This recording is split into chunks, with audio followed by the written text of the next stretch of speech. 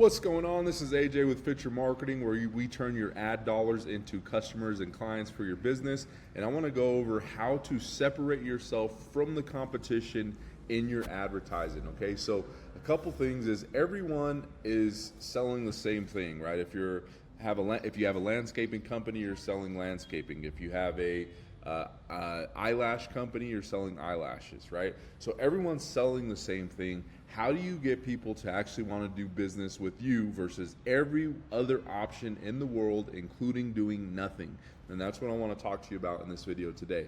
So I'm going to be quick, I'm going to move fast, but I want to make sure that you come out with some actionable steps that you can implement for your business. So the first thing is, everyone's heard about a unique selling proposition, USP, but nobody actually implements it. And that's because people don't know how to implement it. So what is a USP? It's what is the one thing that makes you different from other options or other competitors. And the way to actually come up with your USP is simple. Number one, it could be some part of your process. I'll give you a great example of this.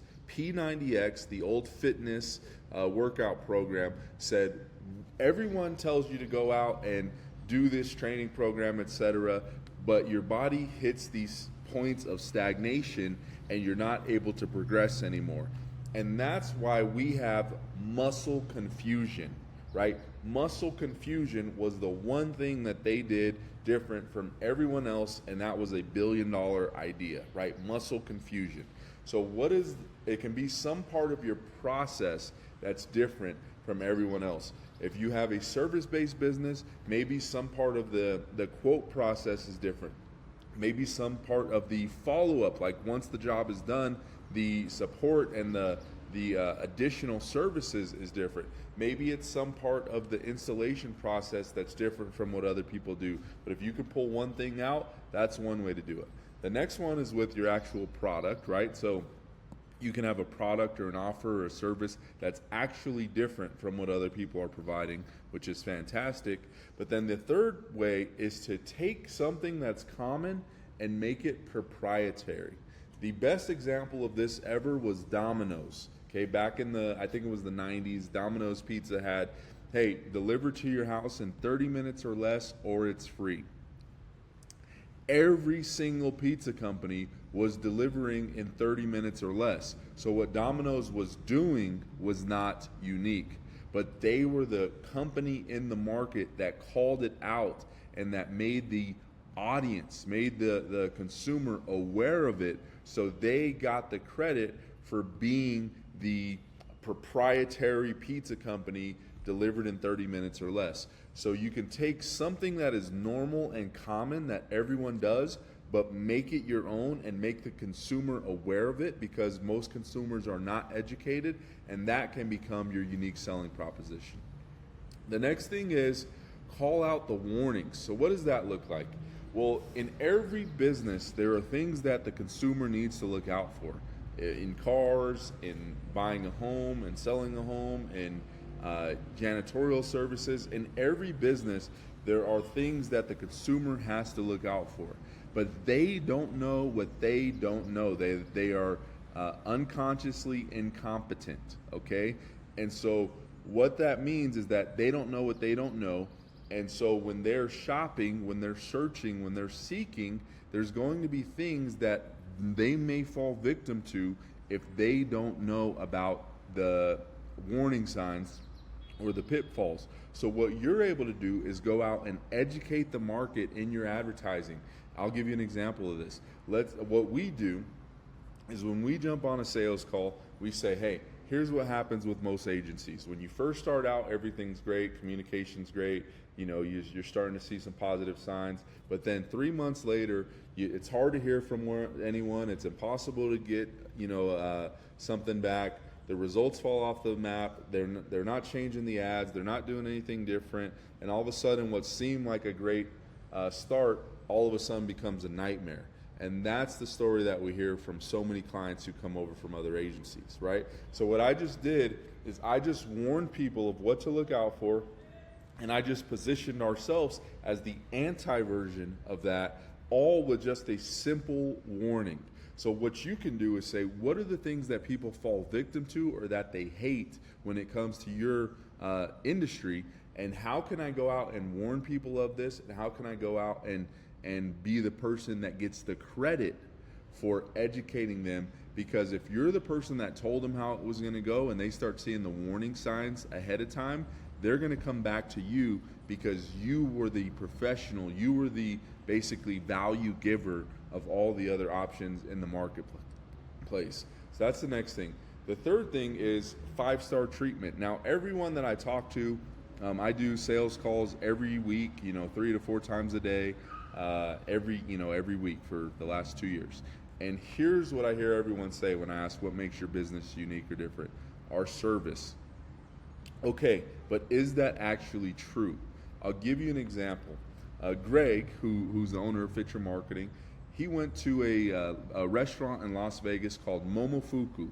If you've never been, I got a chance to go one time with Dwayne Wade's agent and a CEO of a company that I used to work for, and we had a fantastic experience, fantastic food, and it was absolutely incredible. Now, this is not a cheap restaurant. You're going to spend $300, $500, $1,000, $300, $500, $1,000 when you go there. So it is not cheap. Greg went there with his wife, and they had an amazing experience. The waiter was attentive. They made recommendations. It was just absolutely incredible experience for him. Greg enjoyed the experience so much, and this was expensive, that he went back the next day. And when he went back the next day, they said, "Hey, Greg, welcome back. We're so happy to have you back. Yesterday you tried this. Let's go ahead and maybe take a look at this, this, and this." And they made his experience so good that every time Greg goes back to Las Vegas, he goes to Momofuku because the experience was that fantastic. Now, there's some really good books that you can read on how to create better experiences. One of them is called The E-Myth. Another one, actually, I'll put the other one in the comments or in the link because it's skipping my brain right now. But the treatment is very important.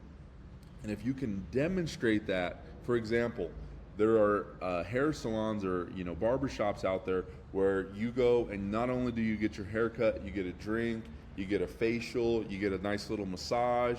Maybe there's like something additional. Maybe they'll do like something special, some kind of treatment or something like that, some kind of hair treatment. But all of these things add to the experience, and people are willing to pay more for experiences than they are for services, right? That's why we'll go to Disneyland and spend $180 a ticket, but we'll only spend $7 on the movie, right? Because the experience is more valuable than the actual service or the thing. So that's how you want to look at that. And then the other thing that I want to share with you, and these are old, this has been around forever, but it's called the 6 Factors of Influence. Okay, so the 6 Factors of Influence, there's a book called Influence by a guy named Robert Cialdini that was written, I believe, in the 80s. And it talks about how you can position yourself to be able to influence other people to take action. And you want to implement these in your ads as much as possible. Let me fix the spelling there. So the first one is social proof, okay? If you can demonstrate how you can help people versus telling them how you can help people, that goes much further. Show, don't tell. The next one is scarcity.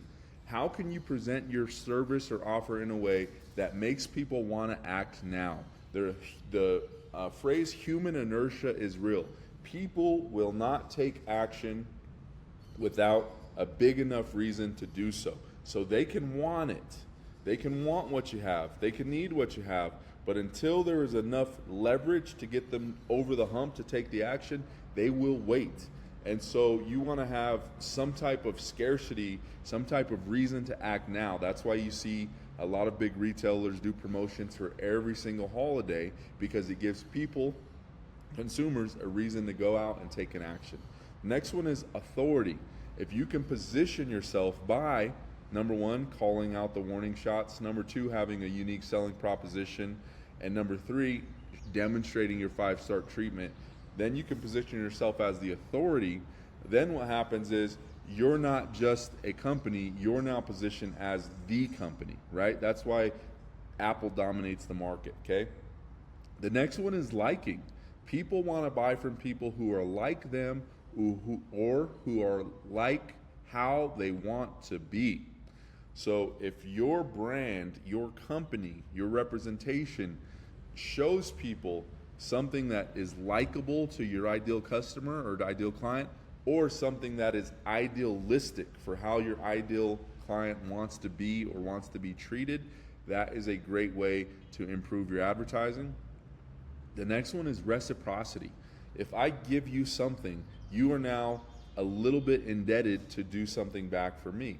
And the more that I do for you, it builds this debt mentally, psychologically, where eventually you're going to want to have to pay back the debt, even if the thing that I did for you was not asked for. So in your advertising, if you can give value, if you can tell people what to look out for, if you can go above and beyond in providing the information that people need to know that they wouldn't know as a normal consumer, that goes a long way. And then the last one is commitment. If at the beginning of your ad, you say something like, hey, are you looking to X without Y? Or are you searching for Y without Z? Something along those lines.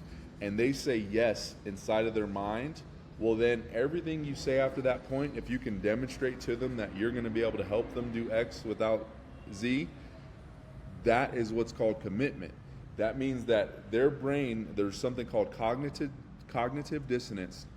When your thoughts and your actions don't align, it creates pain inside the mind. So what you want to do is you want to be able to have their thoughts and their actions align. So you get some type of commitment from them that says, hey, are you looking to do this? Hey, is this important to you? Hey, you don't want to have this experience, right? And when they mentally say yes, then you can tie that to your solution. What you do is you create a line between what they want or what they want to avoid and what you offer. And now you become the bridge, and that commitment of yes, I want this, or no, I don't want this. Well, listen up. Here's what you got to do. That bridge is what commitment looks like. So go ahead and start implementing this into your ads. If you need help with this, go ahead and book a call with me, and I'll see you guys on the next one. Peace.